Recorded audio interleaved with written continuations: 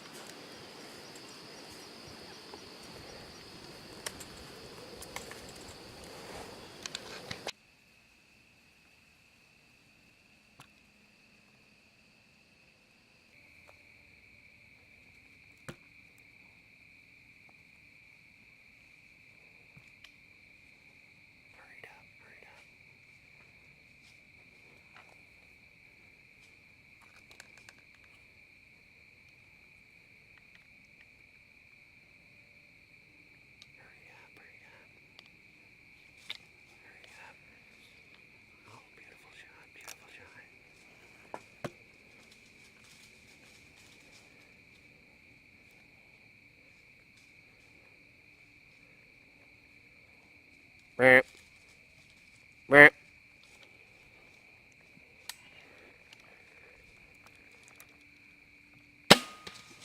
Oh, nice shot.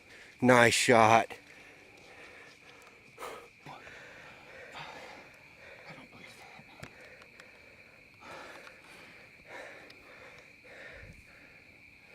I couldn't quite tell where I hit him at. Clue we were here. Oh man. Oh wow. I think it's a good hit. I think it was, but I couldn't quite tell. I think it's like 30-yard pin. Oh, he was right there. He must have been farther than I thought. When he was right there, man, wow. That's a good deer, man. That's a good deer.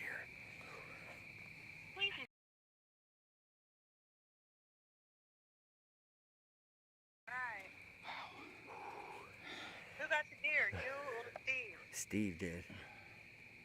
How big? Big 10-pointer. Well, that's cool. Did you see them kickers he hit? Yes, yes. I bet that's that one that's up on top of the hill. I bet it is too. Do what? Alright, I gotta let you go. We're getting this chair over my mom. All right, goodbye. Bye. I think it's a good hit. I hope so. I ain't heard him crash yet, though. Man, I hope so. Man, he came right in on us like a string, I can't dude. believe when he was down there. I wonder if he was over by the creek bedded him, because He come straight. I seen him coming straight across, and he came right through here. And I was like, "Come on, come our way." Man, I got my heart pounding. Let's give it a little bit. I'm pretty sure it's a good hit. He was quartering away quite a bit, though. Yeah, he was. So did you? I mean, I hope you got it right here. I was like right in here. Oh, you should have been back in here. Yeah, I don't know. That far quartering away. Yeah, you should have been here. That way that came out right here. I think it's a good hit, though. I'd have to review it back. Well, you know what? I could pull this out.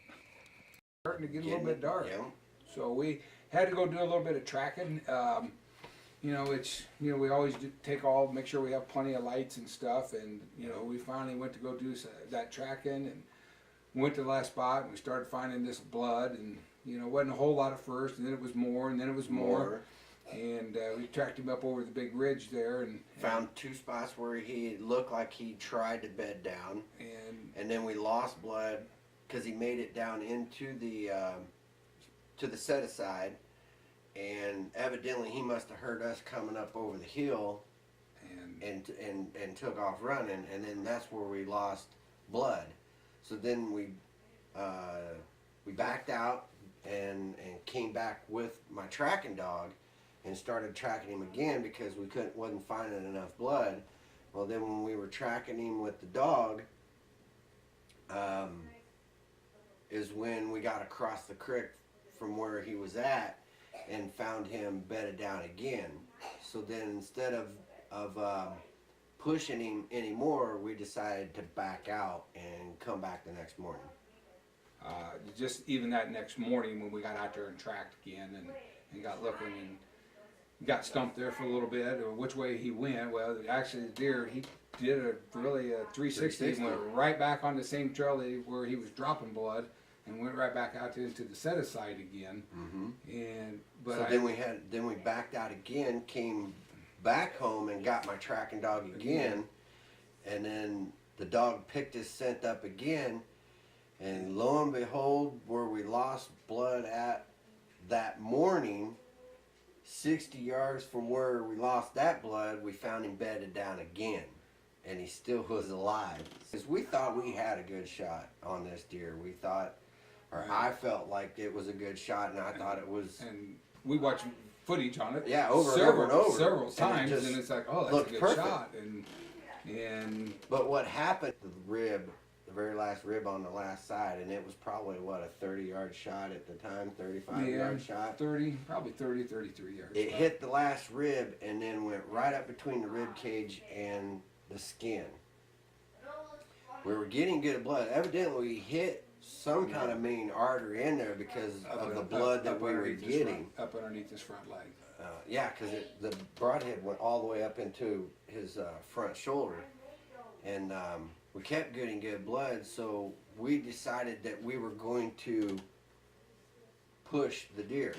And that's where we came up with the title for this show, Determination, because we were determined that we were not going to let this buck go. We were going to find this buck. We knew it was injured. We knew he was hurt bad because when he would get up and run, he wouldn't go very far. So we knew he was hurt. We just didn't know how badly he was hurt. And then finally, after the second or third time we jumped him, of course he's running through set aside that's chest high on him and thick.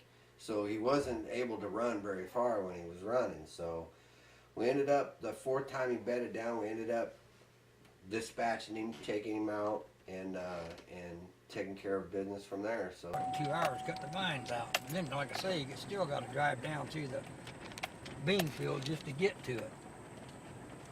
I was out there looking at, thought maybe it might be a wide enough spot where a person could drive, next to the fence row, Yeah. But it still might be, I don't know.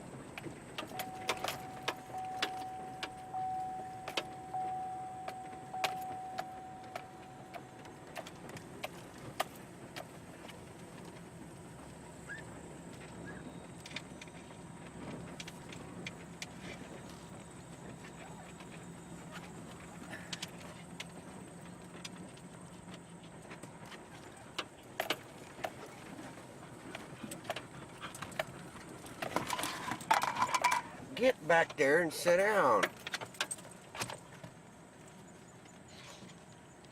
All right. Of course, Brian.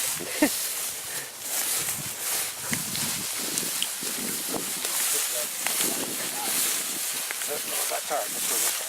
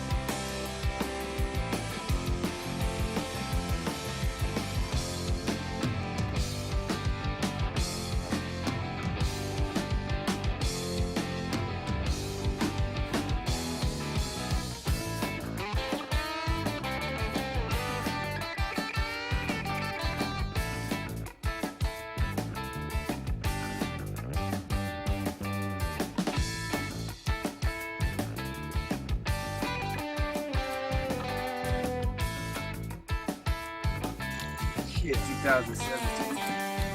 One buck down. Ready for the future. It's like salami time.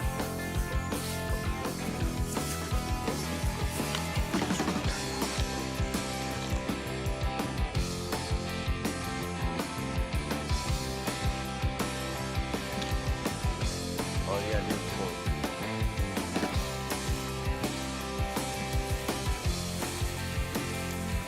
I can't even see this.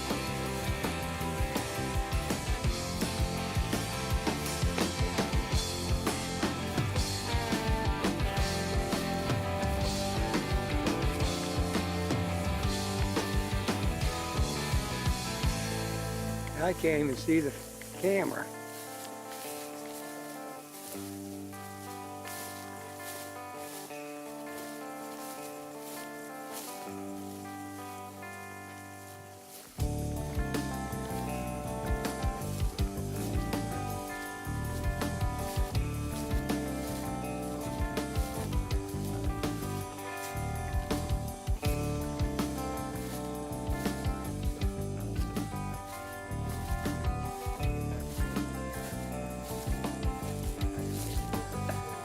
This got a voice thing on it? All right, boys, I'll tell you the way it is. Back in my day, I carried these things out by myself. Look at these two young guys right here. They got to take breaks all the time. I just don't quite understand this picture. I mean, they act like they got a 2-ton deer here. Kind of sad. I see even the dogs got to grab hold of them and help them. That's pretty bad.